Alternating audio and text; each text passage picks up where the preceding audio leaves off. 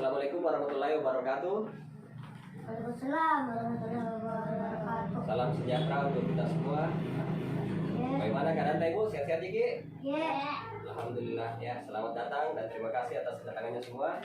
Oke Ibu, hari ini saya akan membahas tentang pengasuhan dan pendidikan anak.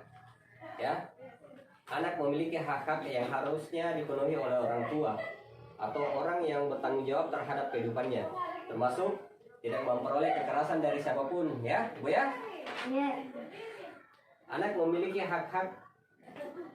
Pertemuan kali ini saya akan menyampaikan pembelajaran kepada para orang tua tentang bagaimana melakukan pencegahan kekerasan terhadap anak, ya, sehingga ia akan tumbuh dan berkembang secara wajar serta mampu hidup layak seperti anak-anak lainnya. Jadi masa kanak-kanak atau usia 5 tahun pertama kehidupan sering disebut dengan periode atau sering disebut dengan periode emas atau golden age. Pada masa itu anak mengalami tumbuh kembang secara pesat, baik intelektual, sikap ataupun perilakunya.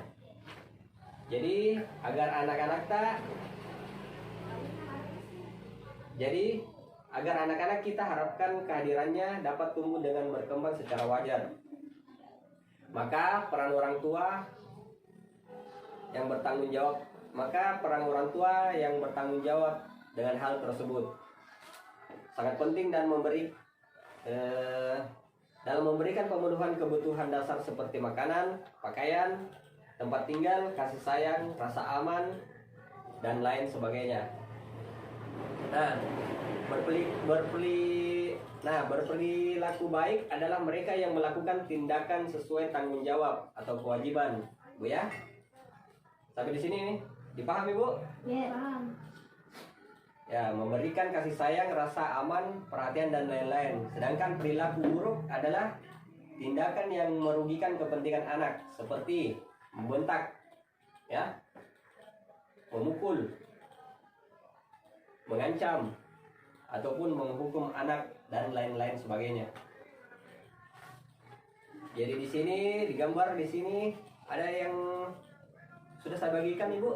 Ya. Atasnya bisa lihat di situ gambar, ada beberapa gambar di sini, ada 31 hak anak-anak. Ya, boleh dilihat di situ. Ya. Ada 31 hak anak. Yang pertama, bermain, berkreasi, berpartisipasi, berhubungan dengan orang tua bila dipisahkan, bebas beribadah sesuai agamanya, bebas berkumpul, bebas berserikat, hidup dengan orang tua, kelangsungan hidup, tumbuh dan berkembang, nama, identitas, kewarganegaraan, pendidikan, informasi, standar kesehatan paling tinggi, standar hidup yang layak, ya. Terus pengertian kekerasan terhadap anak. Pengertian kekerasan terhadap anak. Kekerasan terhadap anak adalah setiap perbuatan terhadap anak yang berkaitan timbulnya kesengsaraan atau penderitaan secara fisik. Jadi jangan terlalu keras sama anak, Bu ya. Ya. Karena akan menimbulkan penderitaan secara fisik, mental, seksual, psikologis, termasuk penelantaran dan perlakuan buruk yang mengancam integritas tubuh dan merendahkan martabat anak. Oke? Ya, oke. Setiap perbuatan yang mengakibatkan penderitaan baik fisik, psikis, seksual dan sosial terhadap anak,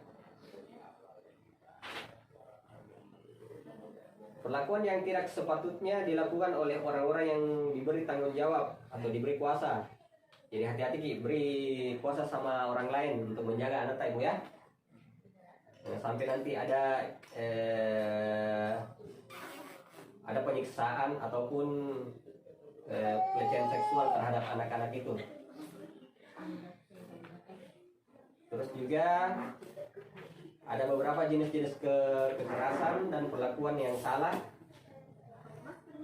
dalam segi fisik, Ibu.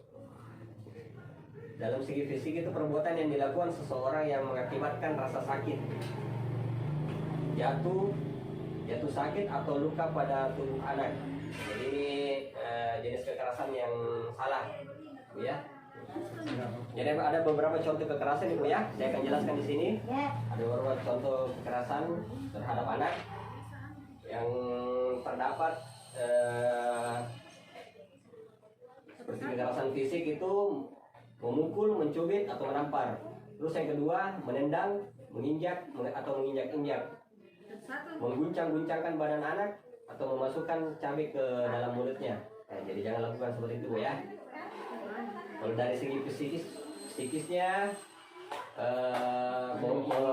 contohnya itu melototi anak, mengatakan anak bodoh itu tidak boleh Bu, apalagi di depannya, atau tuli atau tidak tahu diri, jangan seperti itu. Membanding-bandingkan, membenci anak, sasaran kemarahan, membenci anak atau menjadi sasaran kemarahan orang tua. Nah, tidak boleh seperti itu Bu. Terus kekerasan seksual itu contohnya seperti ini: pantat dicolek, alat kelamin diraba-raba, payudara diremas-remas, dipaksa melakukan oral seks, diperkosa, disodomi, atau dijual ke mucikari.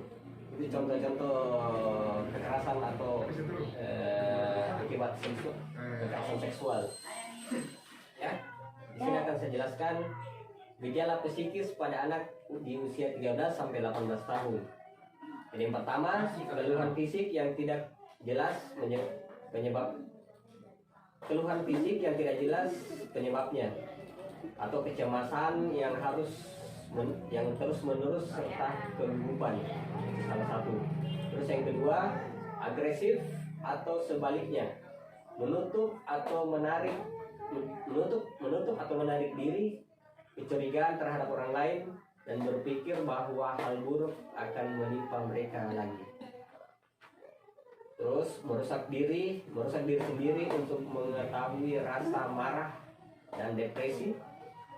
Terus yang terakhir, melakukan perbuatan berisiko tinggi seperti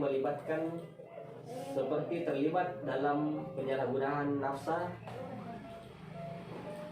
bergabung dengan geng yang tidak jelas, ya seperti itulah gejala-gejala psikis pada anak, ya.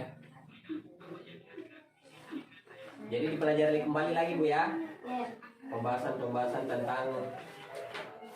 tentang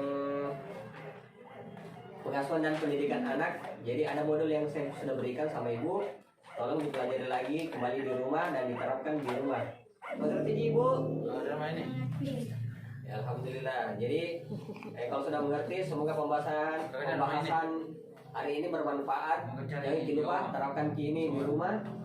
Terima kasih atas ketersediaan waktu dan partisipasinya Bu ya.